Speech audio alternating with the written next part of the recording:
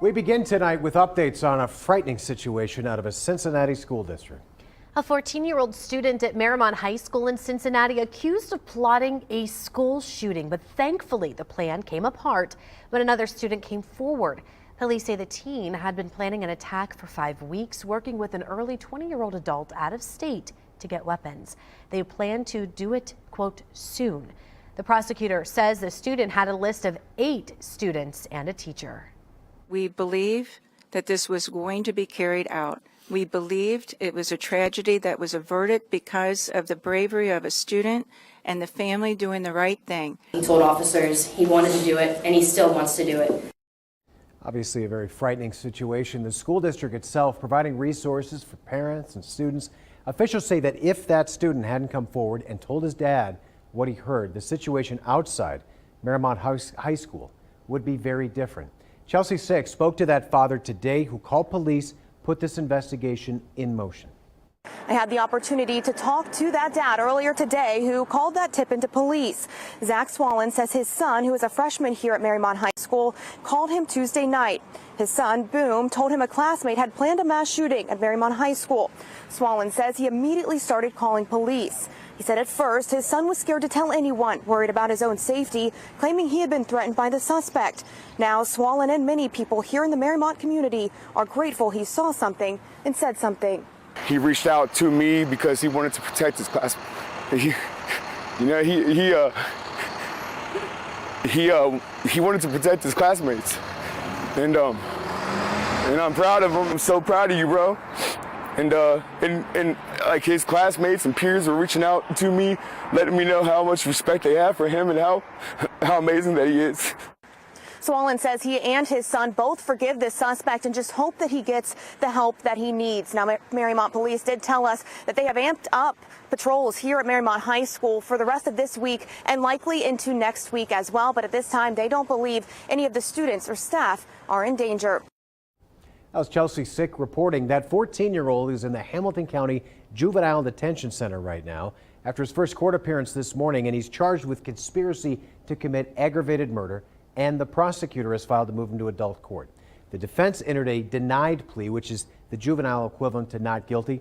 He's going to be held until at least February 21st, his next scheduled court date. Tonight, the search continues in Troy for 14-year-old Ellie Carter. It is now day 3, and today, Dayton 24/7 Now's Lydia Bice caught up with Troy police to see if there's been any updates in the last 24 hours. Captain Dominic Burnside with the Troy Police Department told me that today's search was a little less extensive than yesterday's because yesterday was a combined effort with multiple different agencies and search and rescue teams. However, today local law enforcement agencies and the Ohio Department of Natural Resources were scoping this whole stretch of the Great Miami River, searching for any clues that could lead them to Ellie. After today, we're going to review everything that we have. If there's no updates today, we're going to have something similar tomorrow, boat searches, visual searches, the assistance of K9. You may remember that a 911 call was made last Wednesday night, the last night Ellie was seen, with the caller saying they heard a girl screaming right around here at State Route 41. That's why police have been so diligently searching this area, but Captain Burnside says we can't officially connect those two together just yet. Now, search and rescue teams are going to continue looking for Ellie here tomorrow, and of course, if there are any updates, we'll be sure to update you here on air and online at Dayton247now.com. Back to you. These 3 men are now behind bars facing drug and weapon-related charges. Authorities say search warrants were served in Trotwood, Dayton, and Middletown for them. Now, the Cincinnati DEA and the Butler County Sheriff's Undercover Regional Narcotics Unit say they seized drugs including meth, cocaine, and fentanyl. Weapons and cash also found during the arrest. The drugs worth more than $100,000 on the street. Moving on to weather here in the Miami Valley, it's been really nice to see some of that sunshine, but today it was even warm outside too. Yeah, nice combination. It was a little breezy. I think kind of made it feel chillier at some points, but it did get into the 60s today. No complaints there. It was nice. And it's nice out there right now, still very mild. We had some showers push through. You probably noticed a couple of raindrops out there earlier this evening. That has since made its way off to the east. Now, even east of the Columbus area, we'll see clouds streaming through overnight and those clouds keeping temperatures up. We're still in the mid 50s right now. 55 in Dayton, 55 Troy, 52 up in Wapakoneta. All of us sitting a whole lot warmer compared to this time yesterday. 17 degrees warmer in Middletown, and it's going to stay on the warmer side overnight. There's a look at our school day forecast. Cloud cover, mostly cloudy for the most part during the day tomorrow, but still nice, mild, lower 60s. I'll let you know when colder air returns coming up. President Biden will not face charges tonight after an investigation of his improper handling of classified documents has wrapped up. Special counsel Robert Hur's year-long probe was launched after material from Biden's time as vice president was found at his Delaware home and his private office in D.C. Now, the president spoke in a surprise news conference a couple hours ago, saying there's material differences in his case and former President Trump's, and quoted the special counsel report. I was especially pleased to see special counsel make clear the stark distinction and difference between this case and Mr. Trump's case. The special counsel wrote, and I quote, "Several material distinctions between Mr. Trump's case and Mr. Biden's are clear," continuing to quote, "Most notably, after given multiple chances to return classified documents to avoid prosecution, Mr. Trump allegedly did the opposite. According to the indictment, he not only refused to return the documents for many months, he also obstructed justice by enlisting others to destroy evidence and then to lie about it. In contrast," he went on to say, "Mr. Biden turned in classified documents to the National Archives and the Department of Justice, consented to the search of multiple locations, including his home." Now, former President Trump furious Biden was in charge, calling it a two-tiered justice system on Truth Social. Trump faces felony charges for his alleged mishandling of classified documents, which prosecutors say was willful and deliberate. Now Biden's mental fitness is being called into question after a report, or this report rather, referred to him as a, quote, sympathetic, well-meaning elderly man with a poor memory who, quote, did not remember his time as vice president or when his son Beau died. Now, the president fired back in tonight's news conference, saying his memory is fine. Legal experts say it's pretty clear the Supreme Court is leaning toward keeping Donald Trump on state presidential ballots, and we will likely know their ruling soon. It's quite possible that all 9 justices will rule in his favor. I think it'll be a quick ruling. I suspect there'll be a narrow, short, unanimous decision, and then perhaps some concurring opinions. But I suspect this will come down within a couple of weeks, maybe even sooner. Now, it typically takes the Supreme Court about 3 months after arguments to make a decision, but justices put this one on a fast track. Colorado mails primary ballots out on Monday, so lawyers for the Colorado voters who challenged Trump's eligibility requested a ruling by Sunday. It's not exactly known, though, when the decision will be made. Ohio's political leaders are teaming up across the aisle to keep March Madness here in Dayton and possibly even expand it. Senator Sherrod Brown and J.D. Vance, Congressman Mike Turner, and State Representative Warren Davidson. They are calling on the NCAA Division I Men's Basketball Committee to keep hosting the first 4 here at UD Arena. Now, the tip-off has happened in Dayton for more than 20 years, and now lawmakers want to continue that tradition. The group writes in part, quote, "Fans pack UD Arena and provide an atmosphere worthy of the first games of March Madness, a crowd that is loud, energetic, and ready to erupt for either team. You will not find a community more willing and able to make this event a celebration of college basketball and student athletes." The lawmakers are also calling to expand the first and second rounds in 2027 and 28. First 4 already has a multi-million-dollar economic impact for our area, so the expansion would only grow that further. Gwyneth Falloon live tonight after speaking with city leaders. How big of an impact could this have, do they say? Well, Adam, it's a little hard to say right now, especially since we are still waiting to learn if the bid was approved. However, to put things into some perspective here, last year's first 4 brought in just shy of $6 million for the city. And that was just over a 2.5 day tournament period. Not to mention the arena is nearly, if not completely, sold out every single year. UD Arena seats nearly 14,000 people. They stay in our hotels. They eat in our restaurants. People are experiencing some of our retail establishments. Many of them may fly in, so that has impact. You know, we like to say we put heads in beds and cheeks in seats and torsos in turnstiles. So it's all creating a greater economy for us. So I imagine local businesses are pretty pumped about this.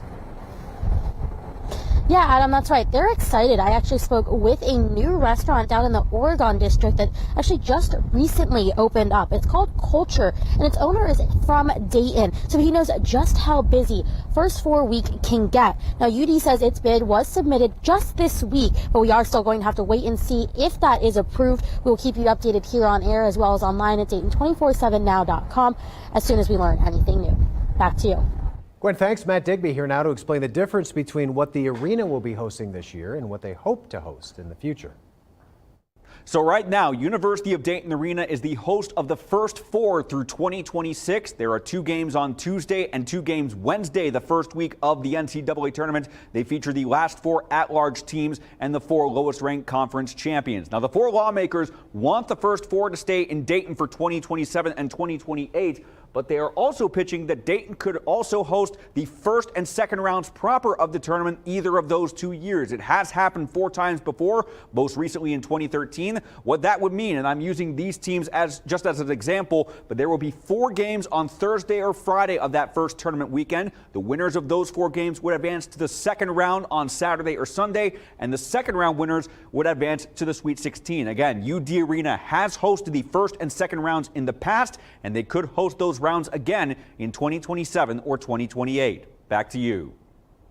Matt, thanks. Well, we are so proud to once again team up with the Humane Society of Greater Dayton for the 4th annual Epic Pet Give-a-thon. We asked the Miami Valley for donations, and you all came through big time. Before we left the Humane Society tonight, I talked with staff about this great fundraiser. All right, what a fantastic Epic Pet Give-a-thon, the 4th annual. Here we are. We thought it would be the end of the night, but we still got a lot left to give and a lot left to get. And what a day. It's been such an amazing day. We've had so much fun today with our Epic Pet Give-a-thon. So many animals we're going to be able to help with all of the funds that are raised so far, but people can keep giving. And that's something else too when you talk about giving. I mean, these Epic Pet Give-a-thons, I always am amazed by just the amount of support from the community every single time. I shouldn't be blown away at this point, but I always am. We're very lucky. The Miami Valley is very generous, and there's so many animal lovers out there. Again, I think they just understand, though, that it's a very important mission, and there's more animals that need all of our help. So together as a community, we can really make a difference in their lives. So as we wrap up tonight, people can still give if they want. How can they do that? They can give online to our Give-a-thon website, hsdayton.org/epic. But they can always make donations on our general website, hsdayton.org as well. All right, so from all of us here at the Humane Society of Greater Dayton, thank you so much tonight for all of your help and support. A Columbus police sergeant in the hospital tonight after being hit by a stolen car. The person driving was shot by police. After the break, we've got an update on that chaotic scene. Plus, I'm checking another nice day across the area. How much longer this will last, that's coming up. Here's a live look from our Eco Plumber Skycam. You're watching Dayton 24/7 now.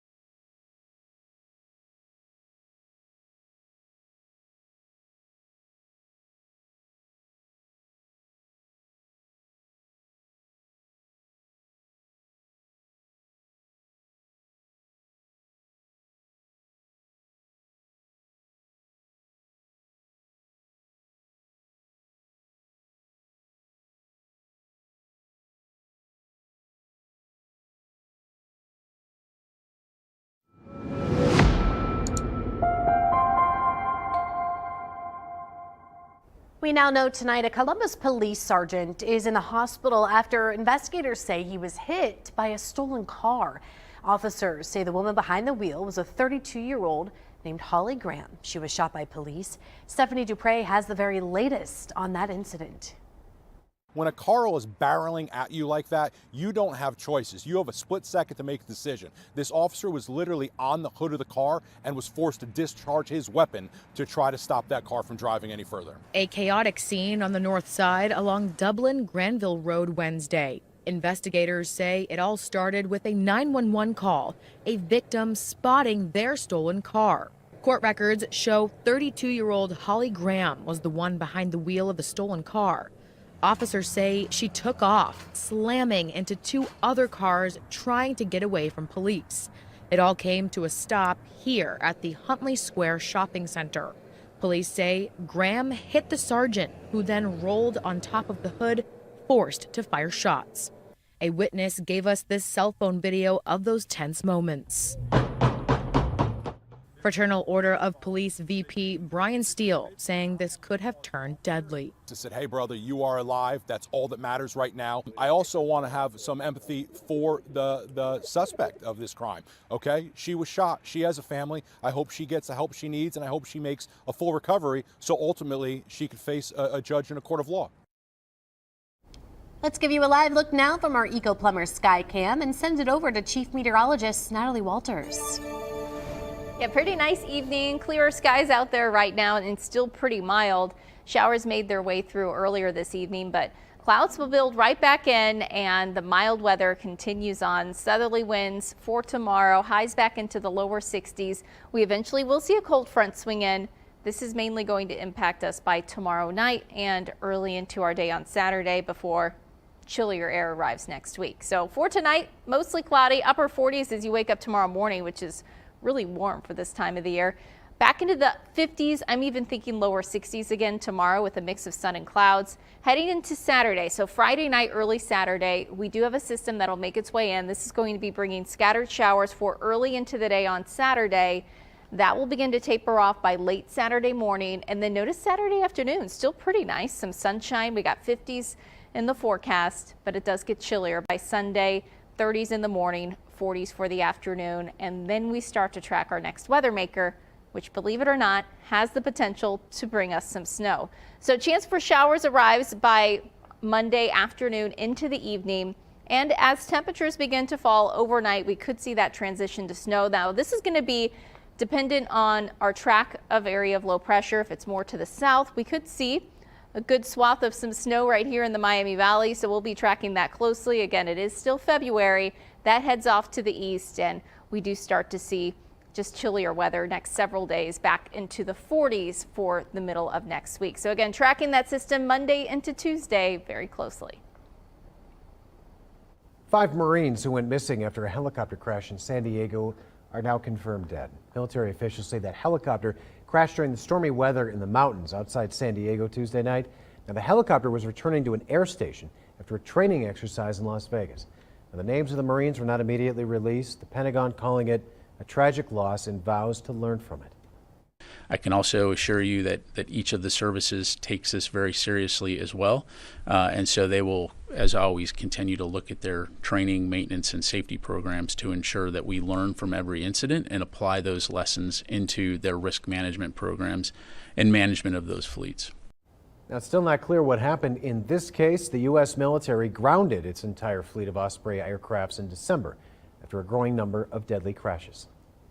Ohio's First Lady at Dolly Parton's Imagination Library here in this state, the milestone they're now celebrating next. You're watching Dayton 24/7 now.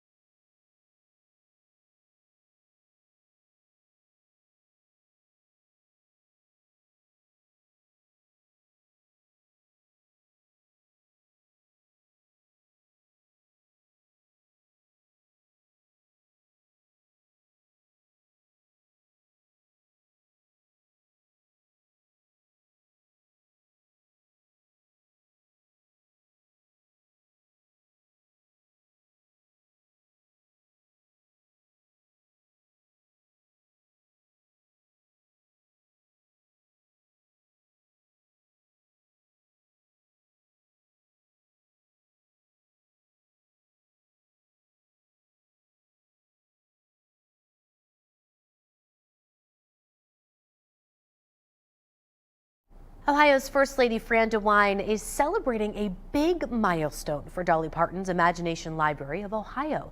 60% of Ohio's eligible children enrolled in the program in January. Now that means more than 400,000 kids received books. The Imagination Library sends a book every month to children from birth until their 5th birthday, completely free of charge. It started to make sure children across the state had access to books in preparation for starting school. You can enroll your child at ohioimaginationlibrary.gov. Well, we're continuing to help raise money to fight child hunger in the Miami Valley. Our Super Bowl of Caring continue to happen now. We're collecting donations. Those will then be given out to the food bank for Love of Children or Flock and the House of Bread. If you feel inspired, please scan that QR code on your screen now with your phone. The donation drive ends February 12th. Wright State men's basketball back home tonight, but would their opponents pick up a first win of the season? How that game ended next. Also, the total solar eclipse just 2 months away now. After the break, a look at some of the activities planned in the state for the celestial event. You're watching Dayton 24/7 now.